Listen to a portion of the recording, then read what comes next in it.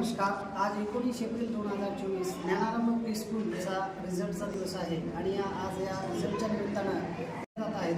तर माझी मुलगी इशिता दळवा सोनटके क्लास UKG तिचा पालक म्हणून मी या ठिकाणी प्रतिक्रिया देत आहे. तर माझी मुलगी सर्वप्रथम नर्सरीमध्ये ॲडमिशन केलेलं होतं. त्यानंतर नर्सरीमध्ये कोरोनाच्या काळामुळं एक अर्धा टर्म शाळा झालेली आहे.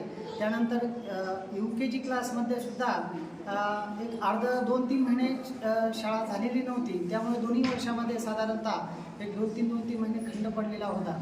पण ज्ञानारंभ प्री स्कूलमध्ये हा जो खंड आहे तो हा खंड त्यांनी वेगवेगळ्या ॲक्टिव्हिटीज घेऊन एक्स्ट्रा वेळ देऊन त्यांनी भरून काढलेला आहे. पण क्लास UKGमध्ये मात्र पूर्ण वर्षभर शाळा झालेली आहे आणि LKGमध्ये सुद्धा.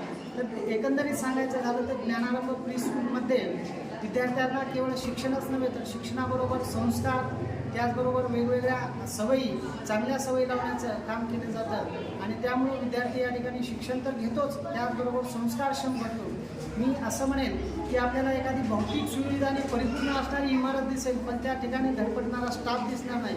पण या ठिकाणी इमारत तर आहेच पण या ठिकाणी धडपड करणारा स्टाफ आहे आणि आपण ज्याप्रमाणे भारताला विकसनशील देश म्हणतो त्याचप्रमाणे ही शाळा एक प्रगती करणारी शाळा आहे. कारण विकसित देश हे स्वस्त असतात तर विकसनशील देश हे प्रगती करणारे असतात. म्हणून ज्ञानारंभ प्री स्कूल ही विकसनशील या स्टेपमध्ये असून ही प्रगती करणारी शाळा आहे आणि नक्कीच या शाळेचा जर आपण आलेख पाहिला तर सत्ता आलेख आहे आणि ही शाळा भविष्यात या ठिकाणची एक टॉपर शाळा म्हणून गणल्या जाईल.